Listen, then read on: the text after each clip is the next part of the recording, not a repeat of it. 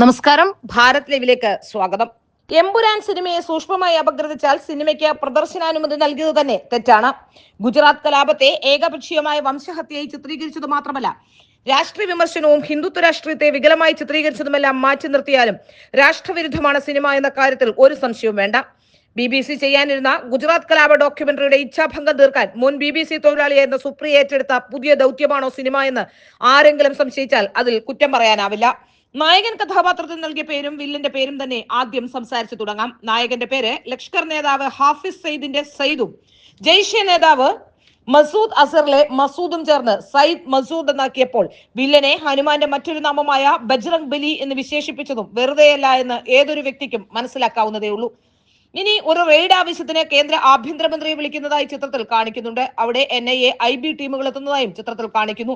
കേവലം ആഭ്യന്തരമന്ത്രിയെ അപമാനിക്കുക എന്ന ലക്ഷ്യം മാത്രമല്ല ഇതിന്റെ പിന്നിലുള്ളതെന്ന് പിന്നീടുള്ള കഥാഭാഗങ്ങളിൽ നിന്ന് മനസ്സിലാക്കാനും സാധിക്കും.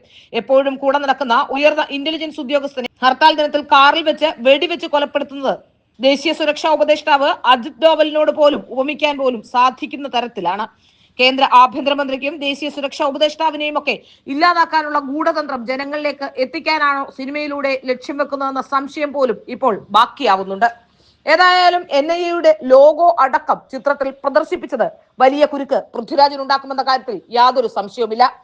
പൃഥ്വിരാജിന്റെ സിനിമയുമായ ബന്ധങ്ങളും സിനിമയ്ക്ക് പുറത്തുള്ള ബന്ധങ്ങളും ഇത്തരമൊരു സിനിമ സംവിധാനം ചെയ്യാനുണ്ടായ സാഹചര്യങ്ങളും മോഹൻലാലിനെയും മുരളി ഗോപിയെയും പോലുള്ളവരെ മുൻനിർത്തി അവർ പോലും അറിയാതെ ചെയ്ത കാര്യങ്ങളാണോ ഇതെന്നൊക്കെയുള്ള ചർച്ചകളാണ് ഇപ്പോൾ സജീവമാകുന്നത്. ചിത്രത്തിന്റെ പ്രിവ്യൂ പോലും നടത്താൻ പൃഥ്വിരാജ് ശ്രമിച്ചിരുന്നില്ല എന്നും അത്തരം പ്രിവ്യൂ കാണണമെന്ന് ആവശ്യപ്പെട്ടവരോട് പ്രിവ്യൂ ചെയ്യാനാവില്ല എന്നും അതിന്റെ സസ്പെൻസ് അടക്കം പുറത്തു പോകുമെന്നൊക്കെ പറഞ്ഞുകൊണ്ട് പ്രിവ്യൂ പോലും കാണിക്കാതെ എന്തിനാണ് ഈ സിനിമ ഇവിടെ പ്രദർശനാനുമതി നൽകിയത്?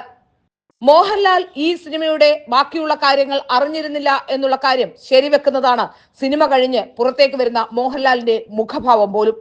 അദ്ദേഹത്തെ ഇന്ന് വരെ ഇത്രയധികം ദേഷ്യത്തോടെയും ഇത്രയധികം മാനസിക സ്തോഭത്തിലൂടെയും ഒരു വ്യക്തിയും കണ്ടിട്ടുണ്ടാവില്ല.